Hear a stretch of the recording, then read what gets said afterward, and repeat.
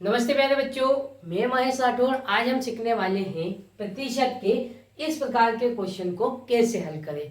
तो देखो बच्चों, प्रतिशत के इस प्रकार के क्वेश्चन को हल करने में अक्सर दिक्कत या समस्या होती है, क्योंकि यहाँ पर देखो 6000 का 2 सही 3/6% निकालना है, तो बच्चों को यही कठिनाई होती है। तो आज इस प्रकार के हम क्वेश्चन को हल करेंगे और आपको स्टेप बाय स्टेप इस प्रकार के क्वेश्चन को कैसे हल करना है ये सिखाने वाला हूं।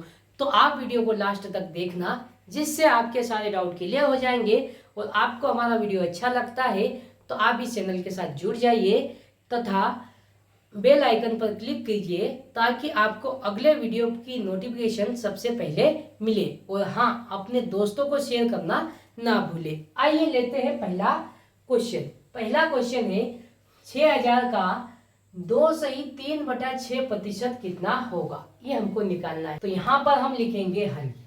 यहाँ लिख लेंगे हल। हमको क्या दिया है वो लिख लेंगे पहले। 6000 का 2 सही 3/6% हमको क्या करना है, निकालना है। तो आइए निकाल लेते हैं स्टेप बाय स्टेप। यहाँ पर लिखेंगे हम 6000। का मतलब होता है बच्चों गुणा। जब भी हम का हटाएंगे तो गुणा का चिन्ह लगाएंगे।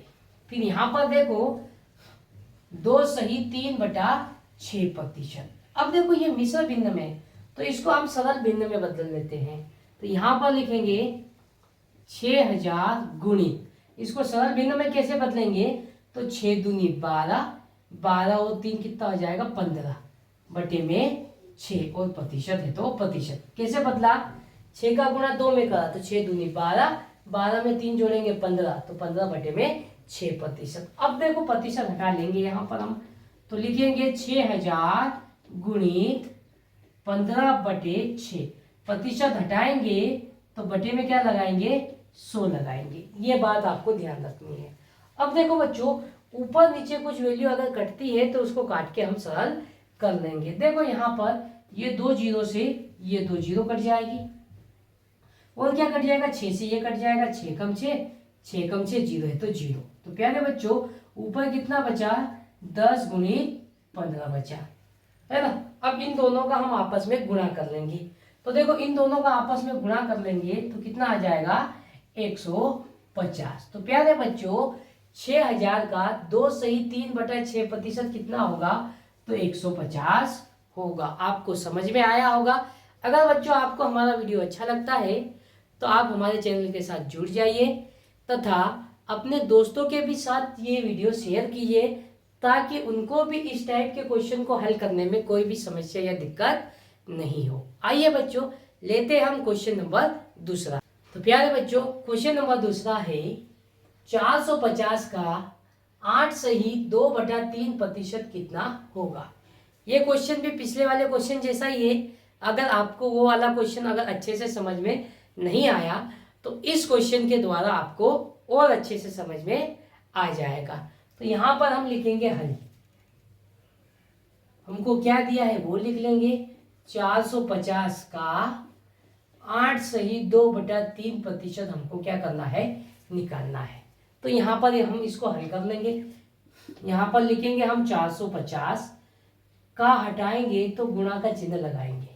ये बात आपको ध्यान रखना है। का को हटाए गुणा का चिन्ह लगा दिया। यहाँ पर क्या है, 8 सही 2/3%। अब बच्चों क्या करेंगे, ये जो हमको प्रतिशत दिया है ये मिश्र भिन्न में दिया है, तो इसको हमको सरल भिन्न में बदलना पड़ेगा।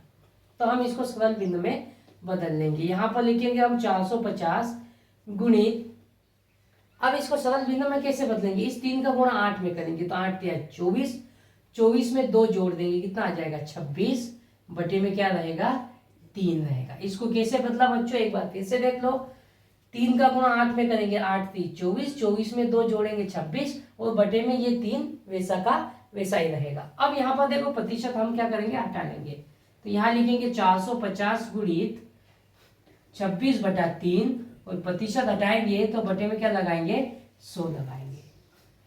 अब बच्चों यहाँ पर देखो ऊपर नीचे कोई वैल्यू अगर कटती होगी तो उसको काट के हम सरल कर देंगे। देखो यहाँ ये कट जाएगा, 0 से 0 कट जाएगा, फिर 5 से कट जाएगा 5 दूनी 10, और 5 से ये कटेगा 5 9 45, फिर और क्या कटेगा, ये कट जाएगा 3 एकम 3, और 3 3 9।